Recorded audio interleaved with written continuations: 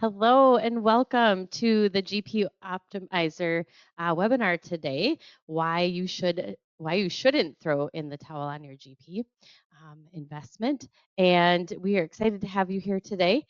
Just a few logistics. This is being recorded and it will be sent out after the webinar. So if you have anybody else you'd like to share it with, we will be doing that.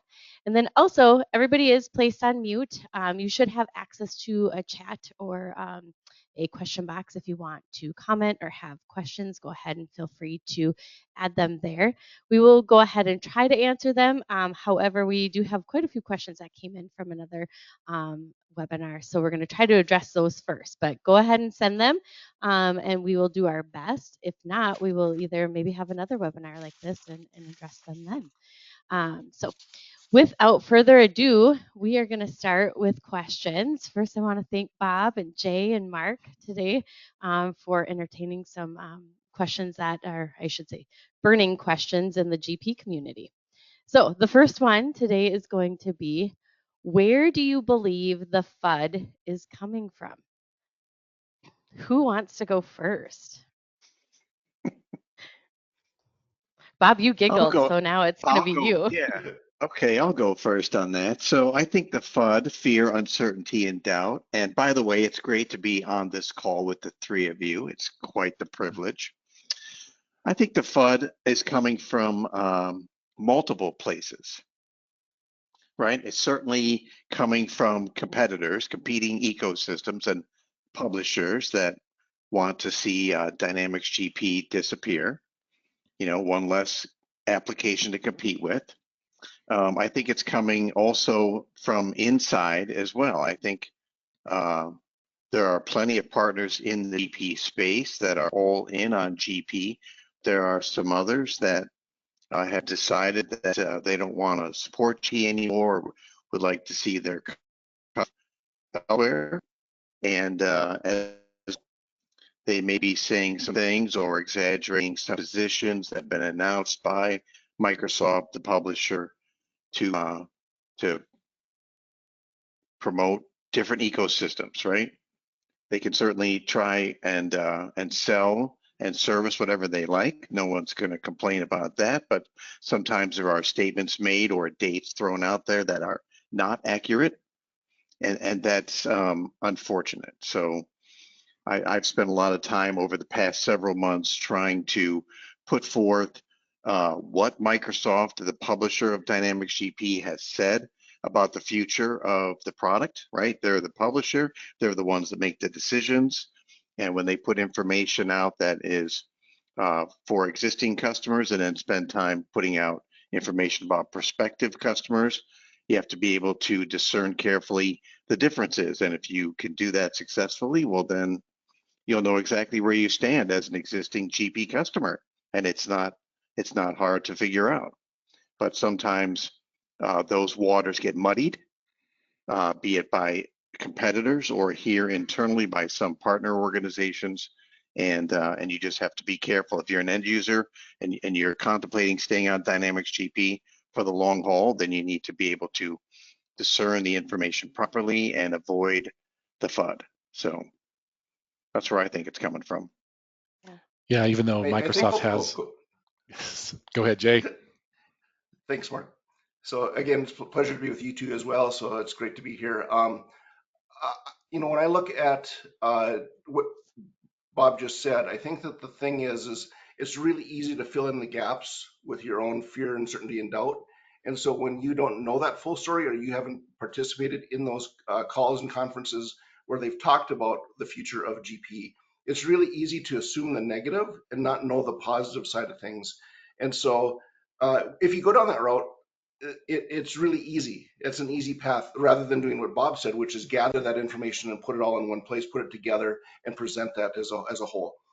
So I think that that's really why we have so much fear, uncertainty, and doubt, is because there is a lack of good information. And to some extent, I think that's a problem from Microsoft's side. And to some extent, I think it's a problem from the partner side as well.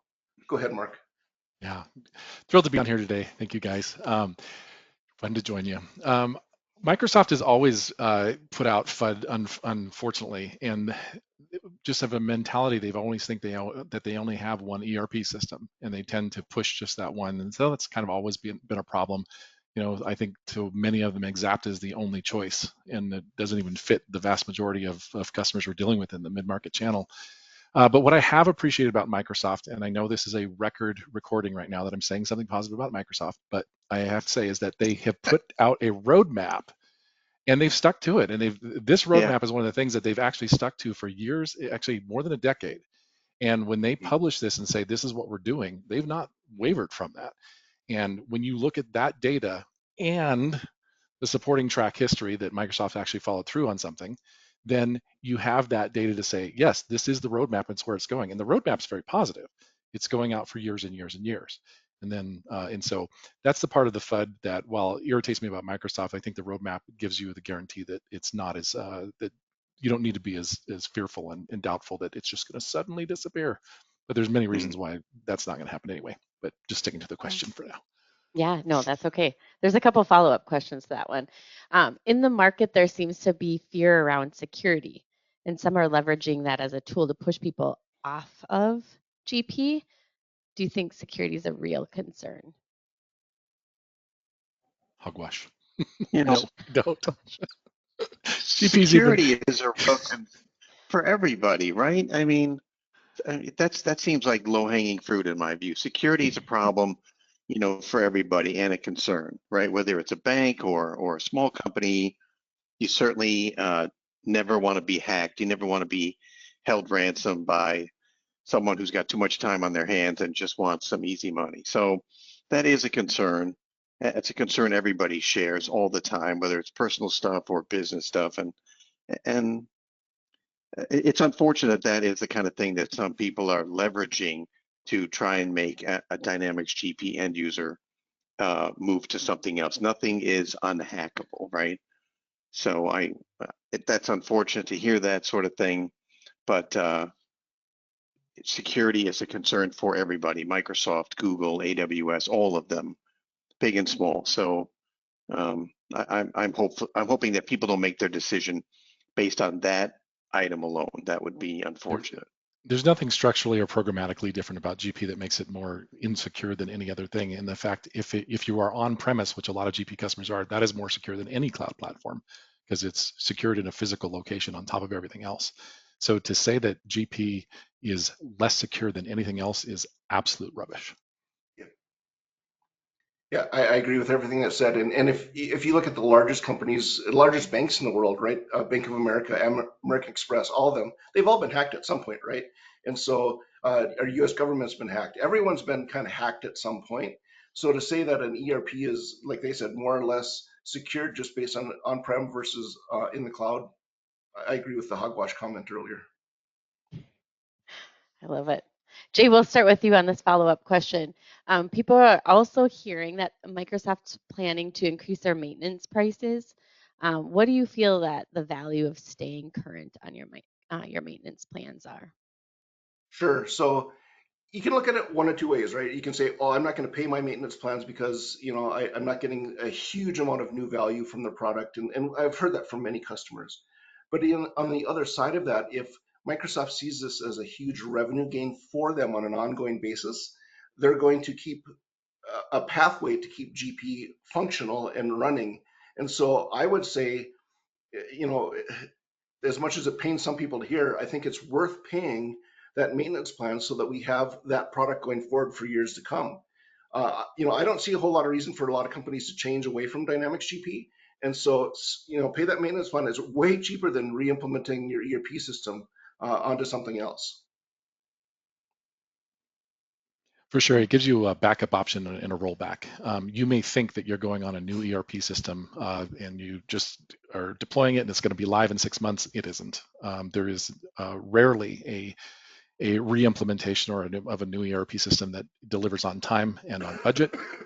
And there's quite a few stories that we've heard where people go off of GP onto another ERP system and it's a complete failure and then they roll back. If you are not current on your maintenance, you are just in a lot of trouble because you don't have the ability to get support anymore, or there's really hefty fees for signing up to get maintenance after the fact. So stay current, maintain what you have. It's a great rollback feature. Yep, stay current. Your partner is looking for you to stay that way. You're going to have a good, hopefully a really good relationship with your reseller partner, and that's part of the deal. And I think having a good relationship with your reseller partner is key, and part of that relationship is maintaining your maintenance plan, which is part of the deal when you signed up. Yeah. Good. All right, Mark, we'll start with you on this one. What about those who have invested a lot over the years to customize their GP to fit their business? What thoughts or advice do you have that you can share with them? Great. Yeah, we've done a lot of customizations over the years as well. And one of the things that I've been touting for 20 some years is make sure that if you have customizations that you have your source code. So if you don't know where your source code is, go hunt it down now, because someday you may need it. But a lot of the customizations and features that you have built into GP, you need to be very aware of, so that if someday you do want to move off of GP, replicating those things is very difficult to do. GP is a very robust system. It has a lot of features, and then if you added some custom things to it, it's unlikely those custom things are going to be replicated in another ERP system. So you need to be aware of those. But if you have them, be maintaining them, know where they're at, and know where the source code is, so that you can have that stuff in the future. Not only know where it is, but know where the documentation for why you needed a customization is. When you're going through the upgrade process, you're going to want to test those customizations more so than other aspects of the system. And that's a good time to write down the documentation. Why did we put this in? Who's responsible for this process or these processes? And make sure that along with maintaining the code and knowing where it is, you've got the documentation for why you had it written and what it does specifically for your business. The other thing I'll add is just that I would strongly recommend you stay up on the current builds of GP. What we've seen in the past is people will build a huge customization on GP version 10 or 9 point whatever, and then when they want to go to modern lifecycle, they panic because it's such a large project. And so if you do it incrementally as each release comes out, it's much easier to maintain that, especially now with modern lifecycle. From now on, once you've got it to modern lifecycle, it should be very small changes from that point on going forward. So I would say do what you can now to get those updated to modern lifecycle, and then you'll be good to go. And if you're on Dynamics CS Plus, it may be too late. I'm not really sure. That's true. It might be. Oh my gosh, yeah. 3.15. Back. Wow. That's a Haven't heard that wayback in a while. machine. Yeah, it is. Absolutely. Ooh, dust off the cobwebs there. I do have another follow-up question that is very fitting to what we've been talking about, so I'm going to jump over there. Is we're seeing more and more Microsoft partners encouraging GP customers to move to a non-Microsoft platform, which adds to the FUD and the GP customers' churn. Are you also seeing this? So when our Sure. customers leave us, we ask them where they move to, right? So we say, when they discontinue maintenance with us, where are you going to? And so what we're seeing is very few of them are actually going to Dynamics BC. They're going to NetSuite, they're going to Intact. They're doing what I call it anything but Microsoft, right? And that's because of the FUD that we talked about earlier. When you introduce that FUD and then you make people do some research, that tends to mean that they'll do extra research, and they tend to then look at other products. And once they start to look at other products, they might see something that they like. And so, when we look at it, I would say only 1 in 12, maybe 1 in 14 actually moved to BC. Most of them are moving to something else. The Workdays and the Acumaticas and others, but they're not moving to BC like everyone thought that they would. If I'm the controller at a company running GP and I've made the decision, or I've been part of a decision-making committee that's going to move off and go cloud, I'm probably going to look at everything that's out there: Acumatica, NetSuite, Intact, Epicor, you name it. I'm going to look at all of them. Why not? I'm going to do this work anyway, and Business Central, F&O. I'm going to look at all of them and see what fits best for me. So if I'm going to go through that process, why not lasso as many solution opportunities as I can while I'm doing it? Yeah, and I've heard quite a few customers over the years say we want to be exclusively a Microsoft shop, and I can appreciate that all of your Mhm. software provided by Microsoft. But I would, when an ERP is so important, that I would look outside of that. Now, BC fits a lot of customers fine. F&O is a great fit for certain customers as well. But Mhm. there may be something else outside of there that you may want to examine, and you really should consider it. Open your eyes beyond just the Microsoft ecosystem. Um, Another question is, I've heard Microsoft is working on a data migration tool to help people move. Do you have any thoughts or insights on how that process is? And this one is basically moving from GP to BC. There's a reason I said re-implementation earlier, because I don't care what tool they think they have. I've never seen a successful migration from one ERP to another, and I worked for Great Plains and Microsoft for 14 years. So when we went and did it, we could move maybe in-flight transactions, the open transactions, but all history we kept on the old systems. So you're not bringing across all your old data or anything like that. You're only getting the in-flight transactions. So I, they can make whatever claim they want, but until they show me a customer where it was one for one, I'm not going to believe it. Anyone who tells you that there's a migration from any ERP to another is lying. That includes even QuickBooks, coming from that. And that there are tools out there being pushed that moving to BC is like an easy piece of thing. And I know that Microsoft's actually built a lot of these tools. And back in, gosh, 15 years ago, moving from, I even forget what they built, but they were on version 5 of some migration tool. I think it was moving to CRM or synchronizing CRM with Dynamics GP. And they're just a failure after failure after failure. It's just way too complicated and complex. And a lot of that is because people have customizations and they all do things a little bit differently. So do Mhm. not be fooled that moving off of Dynamics GP is going to be a piece of cake, or that you push a button and you're suddenly on another system. It is not true. It will be expensive. It will be time consuming. It is a full blown re-implementation no matter what you move to, period.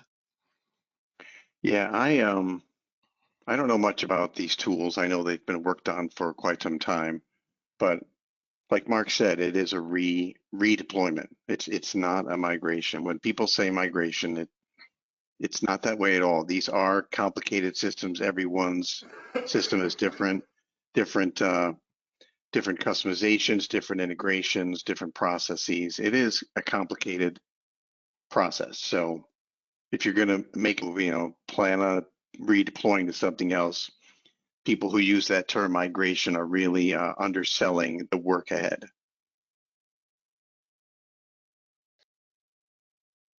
And then the next question is, and again, in the realm of Microsoft pushing or focusing on moving customers from GP to either BC and F&O, do any of you have any feedback or thoughts to share around the actual track record people are having with one of those moves, either from GP to BC or GP to F&O?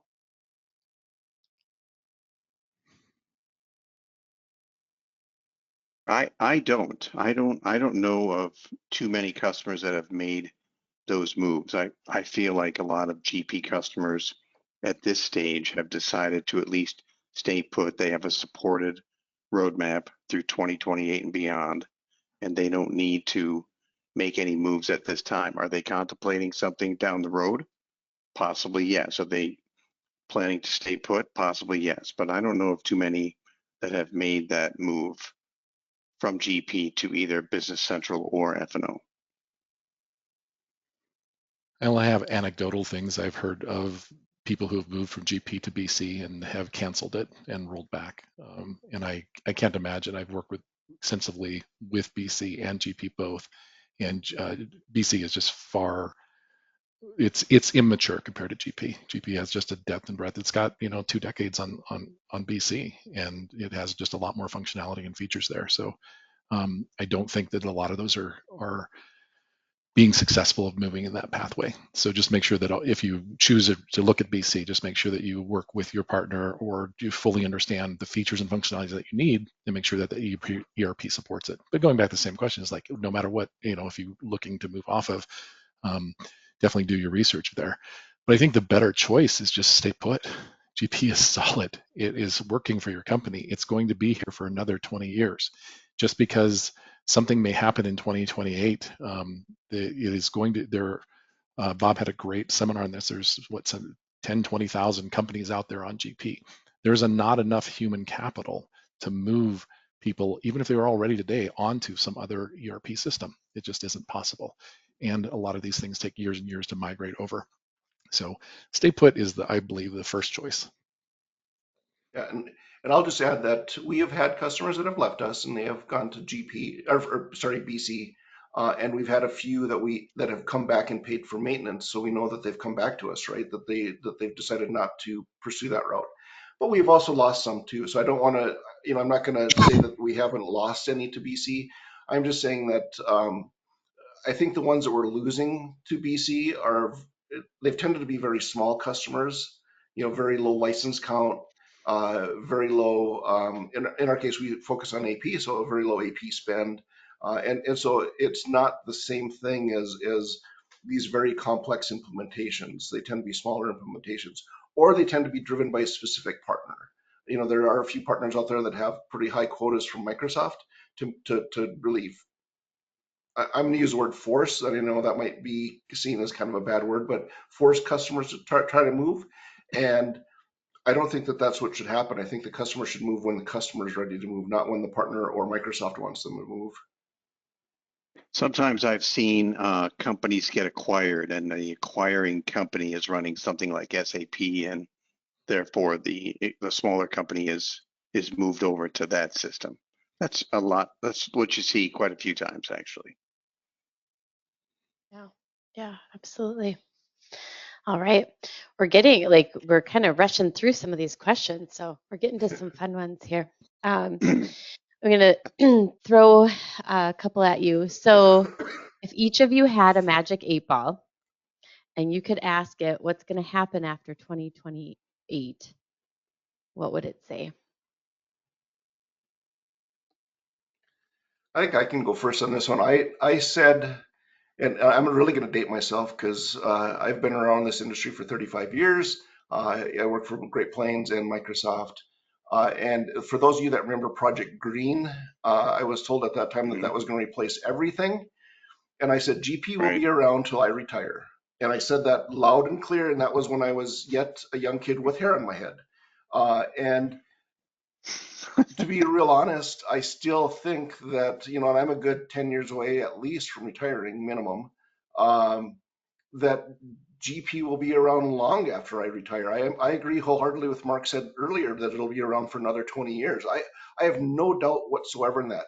People misunderstand the inertia of society, and the easiest way to see that is, well, I guess I'm dating myself again. Everyone remember the Jetsons? Remember their flying cars and everything? Everyone thought that we'd have that by now. It's now 2024 and I don't have a flying car. I still am a pilot and I have to go jump in an airplane to fly that was designed in the 40s, right? So it's kind of funny that we assume that technology is going to naturally drive quick change, and it doesn't. People are really resistant to it because they like what they know that works, and they want to stay on it. So I really think that the magic 8-ball is going to say most people are going to stay the course, and it's going to be another 20 years, as Mark said, of Dynamics GP, in my opinion.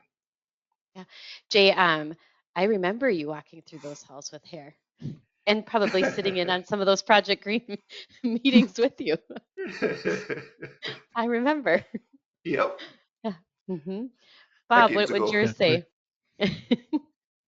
I think my 8-ball would say that the roadmap will be pushed out some, and that as just to reiterate what Mark said, there are a lot of companies, most of whom are current on their maintenance, that are using GP today, and there's just not enough people on this planet with the proper skill set to move those companies to something else. So sheer volume indicates that the 8-ball would say, yeah, GP is going to be around for a while. And there are a lot of companies who've leveraged it for quite some time, many with deep industry-based third parties like Cavallo and Wensoff. Those are my two favorites to point to, that are happy with where they're at and will stay the course. My magic 8 ball would say something along the lines of maybe or yes or no or undecided or it doesn't matter. Just in the part of I think 2028 is I love this phrase. I don't even know if I'm using it correctly. A nothing burger. I heard that, somebody say that. Is that if we just blindfold ourselves and over ourselves in 2028, I don't care what happens. Is that in 2028 specifically, there are going to be still almost as many people on GP as there are today, and they are going to be using their systems. It's going to be chugging along just fine, regardless of what Microsoft does with their roadmap, because it is a strong, solid system, and it will last you another 20 years easily, because it is such, again, a great, profound, great, strong system. If you think about in 2015, I still knew of people that were on DOS version of Dynamics, which was last discontinued like around 95-ish. So that was 20 years. That was a DOS version program. And there were people I ran into in 2020 who were on Dynamics CS Plus. But it's just a strong workhorse. And so what happens with the roadmap really kind of doesn't matter. Just it's going to be around for a very, very long time. Yeah, it It's hard reminds to me of believe there's Solomon. yeah, There's still people on Solomon right now. sure. And that was 2001. That was 23 years ago. Yeah. Or maybe that Right around there. acquisition right around that time. The acquisition was 2001, right? 23 years ago that they bought Great Plains Software Inc., which included the Solomon acquisition. Mm-hmm. Yep. And yes, it's hard to believe that there are people still on GPA. Because that was. Are they even today? I don't know GPA. anybody today that still is, but I mean, I wouldn't be surprised. Maybe, that would I think be. we ran across one. I think it was 2 years ago. Wow. So No kidding. On GPA, really? That's yeah, amazing. Yeah. You would think when you upgrade your computer. They went from GPA to 2015, and I about had a heart attack. I was like, holy cow, are these guys going to be surprised at the functionality that they get? Wow, what a the jump UI. that is. That's a leap. Yeah, that is. Wow. The UI alone. Yeah. Yeah. Right. All right. Why shouldn't people throw in the towel on GP? What is your advice around not throwing in the towel? Okay.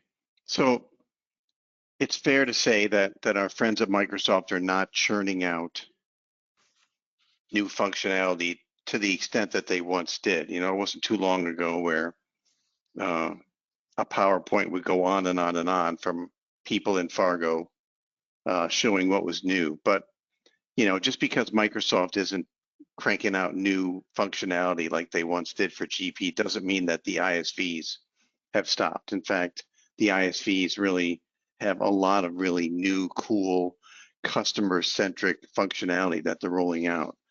Things that are new and cool and helpful and will help you scale your business. So even though the publisher is not as busy cranking out new code, the ISVs around the GP space are. And I think partners should help their customers who want to stay on GP look at those new offerings, because there are a lot of them.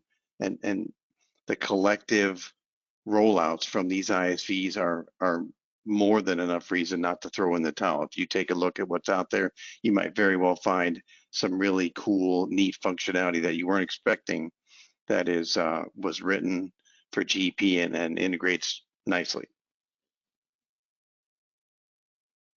I think the bottom line is economics. It is far cheaper to stay on the GP system that you're on, especially if you've customized it or if you've got a large operation going, because it is a workhorse. And that if you move to something else that's going to be bigger, brighter, faster, it's incredibly expensive. I know that a typical F&O implementation, now granted that's upscale quite a bit, but that's $1 to $1.5 million for an implementation. That's just insane to move something like that if GP is working for you.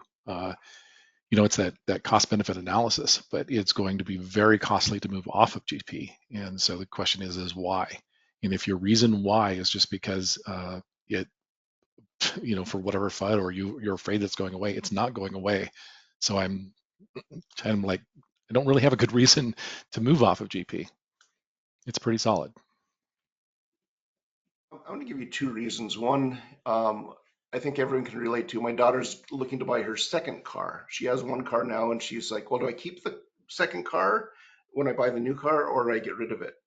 And I said, well, your new car that you're buying is for a specific purpose. So she's buying it to travel. And I said, so your other car is really high gas mileage, gets around town really easy. This other one will be much larger. And so, there's no cost to keep that car, really. There's some minor maintenance and that's it. And that's kind of where GP is. It's a minor maintenance mode car. It just requires you to change its oil every now and again and put some new tires on, that kind of thing. But the other thing I want to talk about is I don't think that many people realize that Microsoft, the last of the GP techs that built Dynamics GP, left us with a platform that has really good hooks into modern technology. So we've gone and hooked in, the Microsoft AI engine, and we've hooked in the Power Platform and things like that. All of those things are what people are calling the modern tools, and we are able to do that with Dynamics GP, which was written 30 years ago. So when you consider what the developers left us as a legacy, to be able to put that, to use those modern technologies with something that was built so many decades ago, I think that they did us a very wonderful favor. And I just have high praises for Dynamics GP because of what they left us. That's a really great Yeah, point, Jay. I appreciate it that. is. And It really is. another, it's really well said. And then another reason why that people are looking for things is like, I want to go cloud, or I want the freedom of cloud of being able to use from any computer anywhere. GP is supported by that, and Ingevity, our friends over there, do an amazing job of that. So if They you want to do. go to cloud, so if you're moving Right. to something else, know what you're moving to and why. If it's just because you want cloud, then my goodness, use your investment in GP and go to the cloud. That's fine. And folks at Ingevity have an array of offerings that can help with that. hmm Yeah, I think Yeah. what McCormick's doing with the power approvals, where you can be the controller and you're out of the office and you got to approve something before it goes out the door. I don't have to find a terminal server. I can go right to my phone and approve the transaction, uses the Power Platform to send the approval through, and then people that are in the office that need to take care of that transaction so that so-and-so vendor gets paid are not being held up by the fact that I may be on the beach or goofing off somewhere, but I could still do that approval and make sure the process is followed. That's good stuff. I'm And still it's waiting not for the just us, by feature. the way. It's, there's a lot of other companies doing things with Power BI and a lot of other tools that I think they're Right. really pretty cool. I mean, some of the reporting tools that are out there now are nothing like we saw, with the old FRX or Report Writer or things like that. They are Right. just well beyond anything we imagined 20 years ago. Mm-hmm. Although I'm still waiting for the ability to do an adjusting journal entry on my smartwatch. Put those debits and credits in and get it to balance. That But I Jay's think there's working a on that. That's- We can yeah, help you with that. it's a good yeah, those, demo. It's always a good main stage demo. Oh, I love it. All right. We're getting towards the end of the questions. My last one is what one piece of advice would you give anyone that's currently using GP? So or if you even just have random advice, I'm sure they would love to hear from the three of you. Yeah. Well, let's stick with some random advice, like, if you're a stakeholder in a business, work with your partner and make a plan, right? I'm a big, no matter what I do in my career, I'm always going to be an advocate for stakeholders. So stakeholders should make decisions around back office and processes and all that sort of thing. So if you have a good relationship with your partner, then make a plan and leverage your partner to grow your business. If you don't, then find a reseller partner where you can have a good relationship and trust that firm to help you scale your business.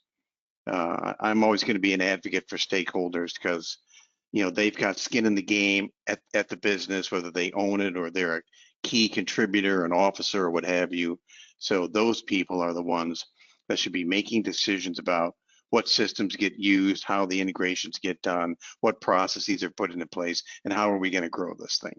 So leverage your partner. There are some really great people in the partner channel who are smart and are willing to help you and can help you make key decisions that can really make a huge difference in how your business runs. So go with that model. It's a good model. It's been around a long time and it's effective.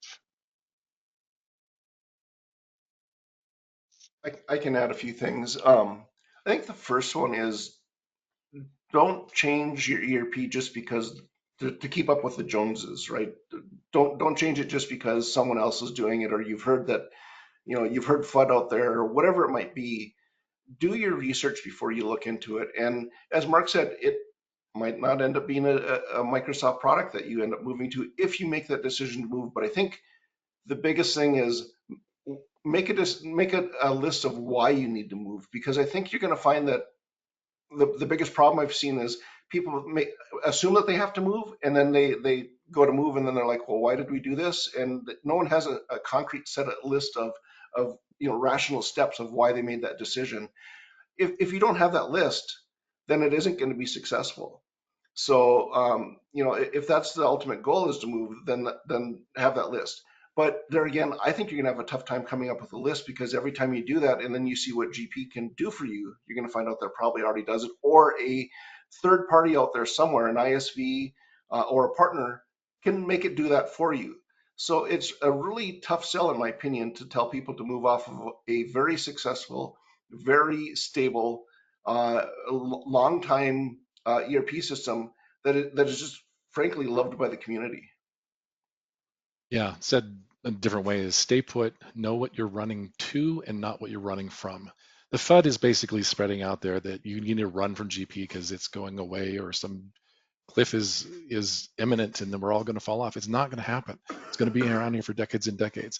So get rid of that fear, educate yourself. Microsoft's got the map, and just accept that GP is not going to go away. Then that alone could ease your fears there. And then ask yourself if you want to move to something else. Yes, there are plenty of shiny objects out there. The essence, like Jay said, is why. Ask yourself why. Have a very clear directive why. And I have a hard time thinking, like I mentioned, cloud. Well, there's solutions for cloud, GP on cloud. Usability. I know Rockton, we've got some tools to help with usability. Those things that you are trying to tackle likely have been tackled because there's tens of thousands of installs of GP out there, and lots of custom code written as well. So likely that there's, if you need to get more into that, in fact, I think you should invest more into the application and just have a long-term plan that says we're going to be on this for a long time. It is refreshing that when I ran into GP customers who are buying one of our ISV products, they're well aware of what's going on in the marketplace, and they ask us questions because we integrate with other systems right now as an ISV, and they don't even think twice about staying in GP, and it's really refreshing. It's like, well, of course we're staying in GP. We've got all this custom code. It's working great. We're just focused on business growth. I think there's more things to do in your business than switch ERP platforms when it's working for you. Absolutely. Great answers. As of right now, we have no more questions. So I don't know if there's any other. I know. I don't believe We have you. 20, right? And we have 20 minutes to spare. So unless we're all trying to be super succinct, and then we have extra time, right? That's been our preparation meeting lasted way longer than this. It's true. I was going to say, everybody probably expected all three of you to ramble and ramble. Well, somebody's got to have some questions out there. It's a great audience. I see some famous names out there. Hi, friends. It's great. Glad you're joining us here. But throw some questions at us. I was going to say, feel free to throw some questions out, or if the three of you thought of something else that you wanted to share. We have some time. There is something that I guess I could that I would be curious about, because I'm curious that you guys may know some. What are some of the strengths and weaknesses you've heard about other ERP platforms? Because that's something that people are often asking. I get asked a lot, like, what are you considering? And I think this is an appropriate place to do that. And I've got some answers to that, but I'll let you guys go first if you want. Yeah, so and I think a lot of people know here that we've actually started looking at Acumatica. I had the fortunate benefit to work with some of the folks that are on the Acumatica team when I was at Microsoft, so I know a lot of those folks. But more than that, when I actually looked at the software and looked at the functionality it brought and how we can actually modify it and things like that. It really reminded me a lot of the old Dynamics GP Great Plains days. And it's a little bit of Wild West. Don't get me wrong. There's a little bit of hold on and hopefully things will work out. But I think overall the product is quite good. Um, and I don't want to speak negative about any product, so I'm not going to really talk about any of the others because Oh, I'm not I afraid. have some personal biases against the Sages and NetSuites of the world. But I think that if I was going to go anyway other than Microsoft, it would probably be Acumatica. That's interesting. So yeah, the Acumatica channel is nice, and you're right, it is similar to the old Great Plains days. You go to their summit event each January, and you'll see a lot of familiar faces walking around. Yeah. And then a lot of folks that work there have some Microsoft background on their resume, so it is interesting. I haven't spent much time on many of the others, just competitive analysis and things of that nature. There certainly is, there's certainly a lot of competition. Microsoft has a lot of cloud competition for Business Central and finance and supply chain management. There's a lot of publishers out there competing for that small to mid-market business. So for the customers, it is a good thing. They've got lots to pick from for sure. NetSuite seems to be doing very well. I think Sage bought Intact and needed to get in the cloud quickly, did so. It's got a pretty good product there from what I've heard. So there's a lot out there to choose from these days if you are a small to mid-sized business and you're growing. Ready for some candor? All right, here we go. Here we Let me go. put my seatbelt on. Hang on a second. Yeah, just like it here. Yeah. Go easy now. I was just going to say, buckle up, everyone. Oh man. So I am going to share what I've learned and what are my personal experiences, and it's really, really critical that I am not representing even my own company in what I'm saying here. I'm certainly not representing anything there, and I'll try to be tactful. But candidly, just going down the list of things that I know about, I have never heard anything positive about F&O. What I've heard about F&O is that it's incredibly expensive, over $1 million, $1.5 million to implement, and it takes a monster of a team. Now, granted, it's a tier 3 system, so I want to give it that credit where it's due. That it is, it's like a SAP or JD, or just really, really huge. I have no experience with it, but I just talked to a lot of people on the channel, and I've not heard a lot of great things about it. I've never had anybody that's on Exapta who has told me, "Oh yeah, we love it." I've never heard that, and I find that lack of that information kind of interesting. Moving on to BC, I have been a very, very vocal person about Microsoft's, honing in on one product, BC specifically, and I have to eat crow, and I thought I would have an opportunity to do this someday. As I said about 7 or 8 years ago when it was really getting pushed heavily, I said, don't waste your time going to BC because Microsoft has a proven history over the last 15 years. I counted and did my research, 7 different products that Microsoft pushed in the small medium business market that they just totally just dropped and left a bunch of ISVs hanging. I was one of them. Think of small business financials. Was one, a version of that. There was a great product out there that competed with QuickBooks called Microsoft Profit, and so there were 5 others. I've lost count. It's been a long time, and I said, don't go for BC. Now, what's happened is that they put all of their marketing engine and they've made BC successful, much like they made Internet Explorer take over NetSuite back 20 some years ago. Is that just by brute force they've made that happen? Now, when it comes to BC, I own some other companies that I deal with. I ran personally on BC for 1 year on one of my companies, and I was so frustrated after 1 year that I just took all of my bank financials and stuff, and I moved to actually Xero, which is a lower end product. Xero competes with QuickBooks as an online, and I was able to get up and running of an entire year's worth of accounting in about 12 and a half hours. Because I found personally BC very difficult to use and not very friendly. However, I've got ISVs and friends in the channel who absolutely love it. I've got, I know of somebody who's on this call actually, and I have great respect for them. They absolutely love BC. They say it's functioning really well for them. and it's meeting their needs. And so it's a very viable product. And I do think that since I've used it, 3 or 4 years ago, that it's come up quite a long ways as well. Next is Acumatica. I ran on Acumatica for about 3 years. We're now moving off of Acumatica because we went as an ISV onto, we wanted to move and learn about another platform as we expand our ISV offerings. It tends to be, well, I was running on Great Plains before as well, early in the day, and I moved off of Great Plains to our own homegrown CRM system as well. So we've moved around. And running a company of our size on a tier 2 system has just been really, really challenging and difficult. So running on something that large is very challenging. I like Acumatica from its open architecture and what it can do. It can integrate with anything. I love their philosophy that they do demos on stage about how they integrate with Microsoft products and Word and Excel and stuff, how they integrate with Amazon Echo, how they play really nice. And they say, let's use the best of breed technology across all these different platforms, Google, whatever it is. And I really like that mentality. I've had struggles because we do integrate with them as a company. I think that their support is lackluster, can be definitely improved. It's very difficult to get support there. And culturally, they have been a lot like Great Plains used to be.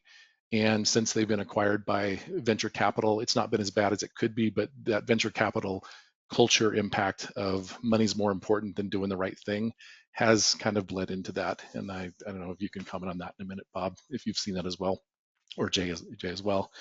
And the ones that and then moving on to NetSuite, I understand I've heard really great things about the product, and that working with the company and interacting with them was really challenging. I've had a lot of challenges myself trying to just get a phone call back from NetSuite of trying to integrate with them with our ISV products as well. It's been a not a very exciting or uplifting experience, in fact, a very, very frustrating one. I've then shared that with some other people, and they're like, oh yeah, that's the way they are. So there's a kind of an ego mentality with NetSuite. So if you can deal with that from their sales standpoint, I understand that the product's really solid and really good. I've heard mostly good things about that. And then And the you one got to product compete with them. If you're a reseller, you got to compete with them. yes, and things, yeah, yes, which is That's they certainly have a different. different model. Mm-hmm. And then finally, Intact. I don't know a lot about Intact. This is what I've heard, is that it's really, really solid on financials and is not Mm-hmm. very good with distribution companies. And that's just what I've heard. I don't know if it's true, but that's just some information that I shared. And that's the only opinions that I have about ERP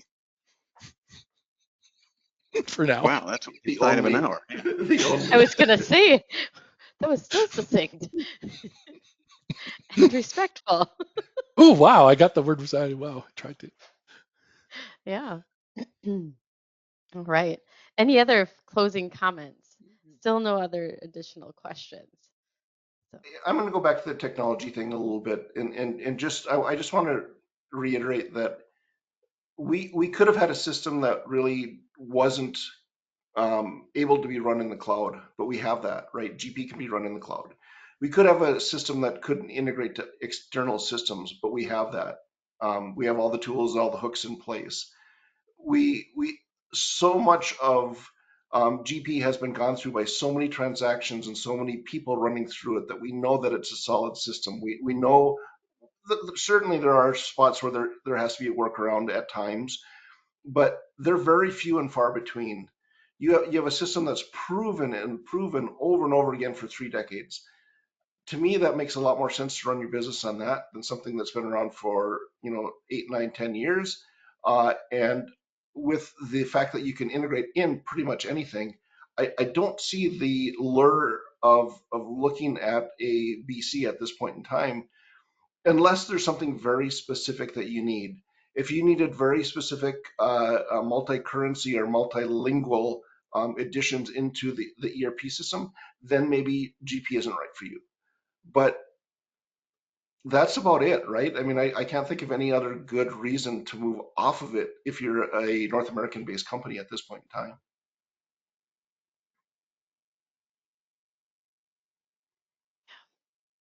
well, thank you all for that. I hope that our audience enjoyed it as much as I did. I always love hearing you guys' insights and opinions.